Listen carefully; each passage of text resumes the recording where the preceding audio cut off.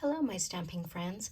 My name is Holly Peterson, and I'm an independent Stampin' Up! Demonstrator in the United States, and I blog at hollyscrafting.com. Today I'm going to show you how I made this beautiful sympathy card in some colors that you wouldn't normally use for flowers, but I think it works really well for this set here, and I love how it turned out. So with that, we'll get started.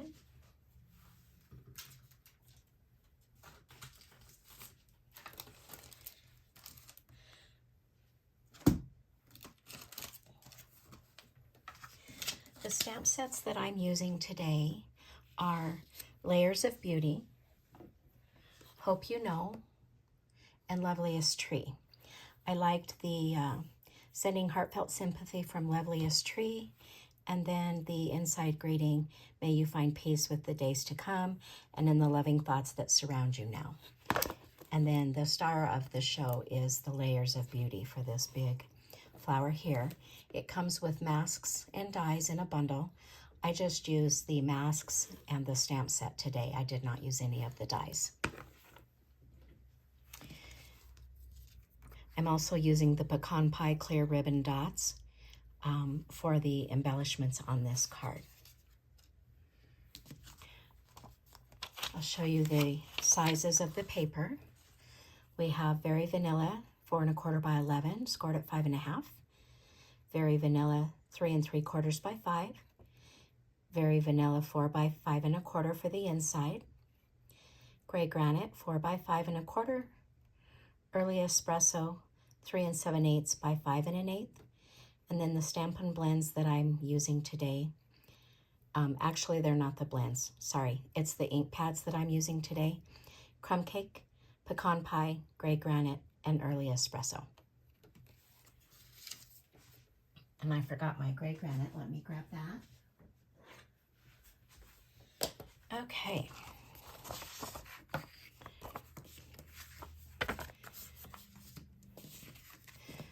I'll go ahead and set these layers aside here, and we'll start with stamping. And I'm using my stamp positioning tool so that if I don't get a good image the first time, I can stamp it over again. I'm just going to set a ink pad underneath there.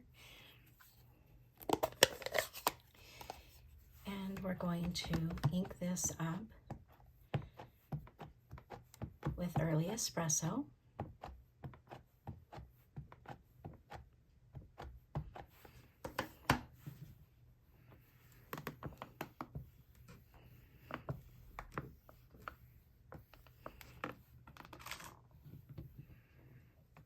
I think that looks pretty good. So while I have my stamp positioning tool, I'm going to stamp the left side of my envelope. And so I'm just going to see what I want on my envelope.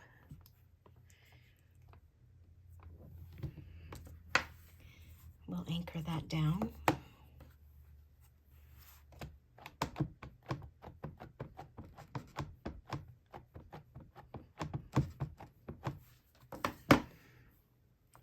And I'll just stamp that corner on my envelope.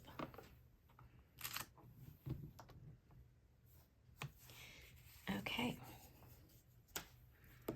We'll get rid of this.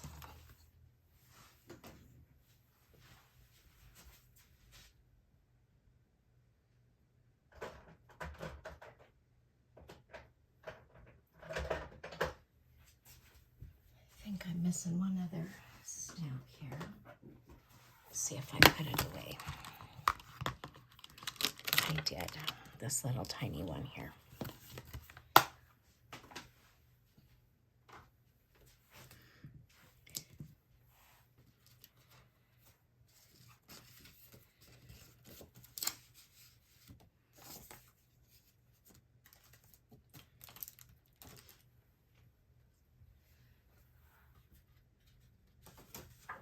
We're going to stamp the inside of the card. If I find my inside layer here. Here we go.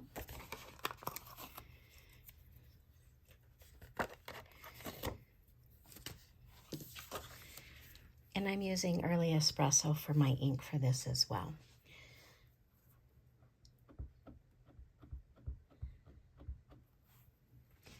So I'll stamp this in the middle here.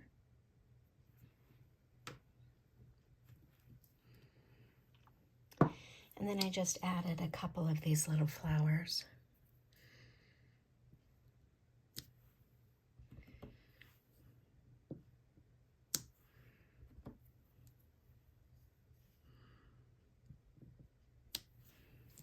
Like that.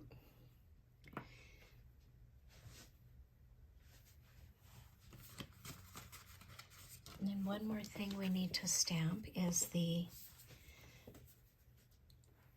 sentiment for the front of the card.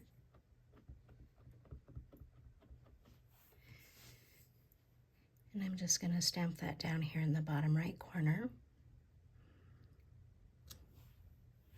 Okay, we are ready to do some sponging now with the masks. I'm going to bring in a piece of scrap paper.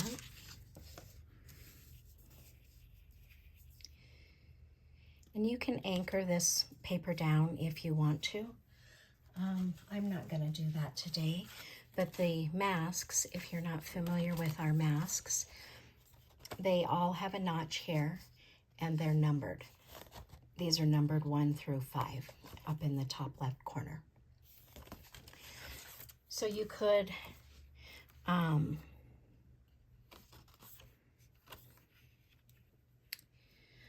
mark this so that you know, you could mark this corner up here so that it would be easier to line up all of the masks. I'm just going to eyeball it with each one and hold it in place. So with mask 1, we're going to start with crumb cake.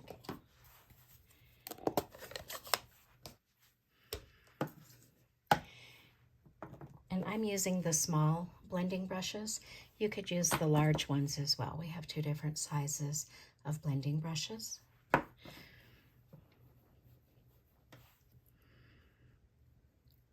So I'm just going to start, and I'm just going to go kind of light.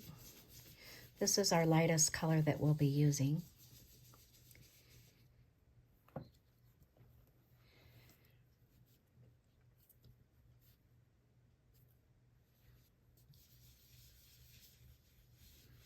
You just want to be careful not to get it on your card there. And that probably doesn't look like we did very much, but it looks really good to me. So we'll stop there with that one. And then we're going to move on to pecan pie.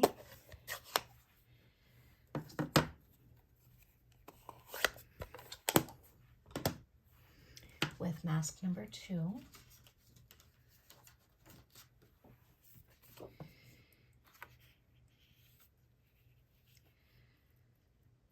I'm lining up these little leaves here, and then these little flowers up here.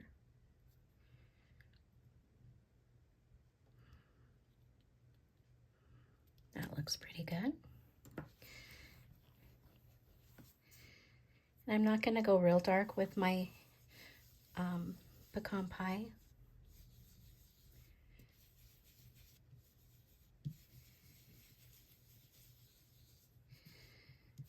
We'll lift that layer up and see how we're doing there. Looking good so far. The last mask for the flower is mask number 3. These little holes here line up with the centers of these flowers.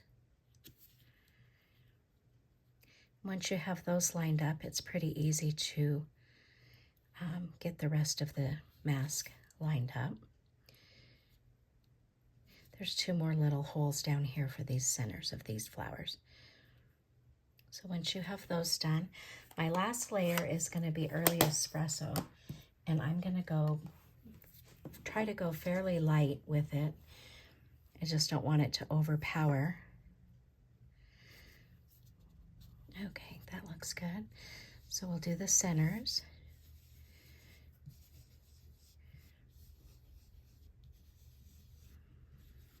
And the ink will lighten up a little bit after it dries, so it may look really dark when you first do it, but I think that looks really good.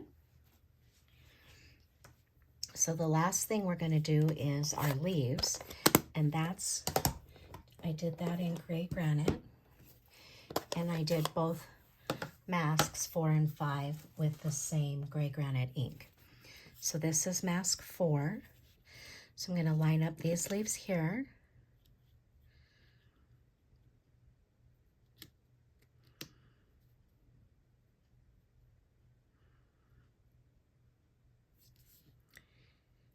And take my time and get them all lined up here.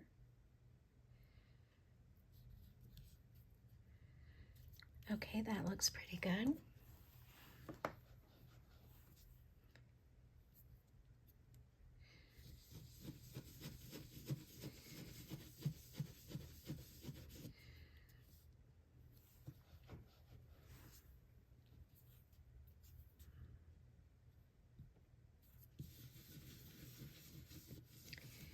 Again, it doesn't look like we're getting too much ink on there, but believe it or not, we are. And again, if your card is showing there, you just want to be careful not to get ink there. And then our last and final mask, we're going to use this one. And it lines up really easy as well. You just have to be a little bit patient. Like that. And again, I'm using gray granite ink again. When you layer up the ink like that, it does make different shades of that ink, some lighter shades and darker shades.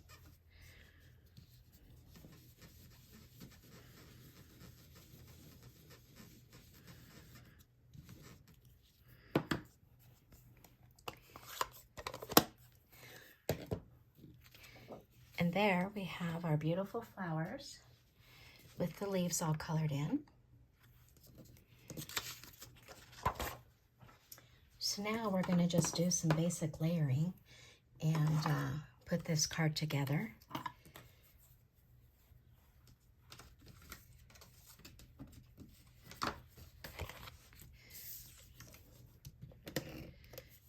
This top layer is going to go on the early espresso.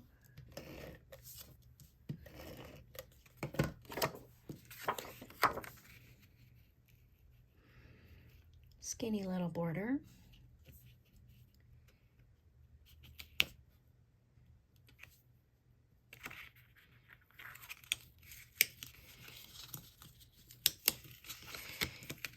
With seal, if you lay it down and then gently pull it up, you can reposition it. And then if you twist the top layer, it releases it pretty nice. If you do that right away, you can get away with that. Okay, that looks better. And then we're going to layer this onto our gray granite.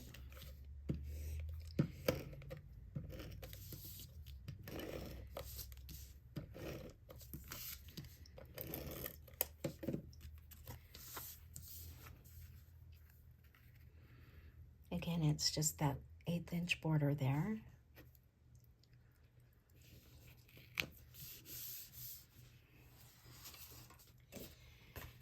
We'll fold our card base. I always like to reinforce even if I've scored it, I like to reinforce that score line with my bone folder.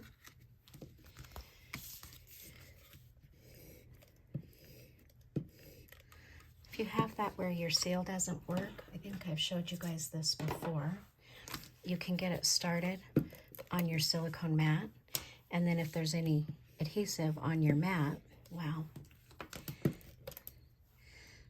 then it just rubs off. It doesn't stick to your mat. So if you don't have a silicone mat, I highly recommend at least one in your craft room. I've got several. Okay, so then this just goes on to the card front. We'll put our inside layer. And I could have stamped this right on the inside layer since I'm doing very vanilla on very vanilla. But I think it just dresses the card up a little bit with this extra layer in here.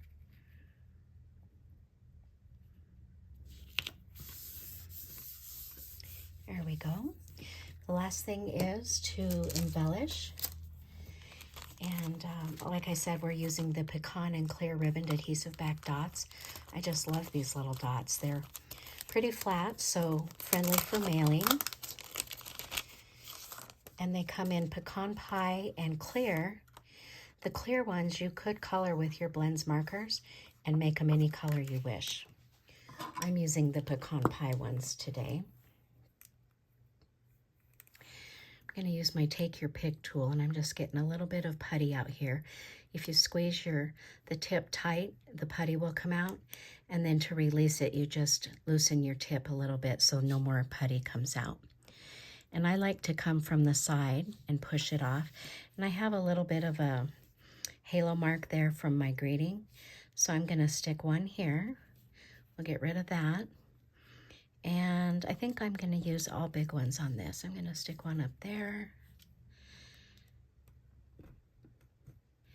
And maybe one over there. I always like to put my embellishments in odd amounts. 3 or 5 or 1 or whatever you want there. But with that, we've already stamped our envelope.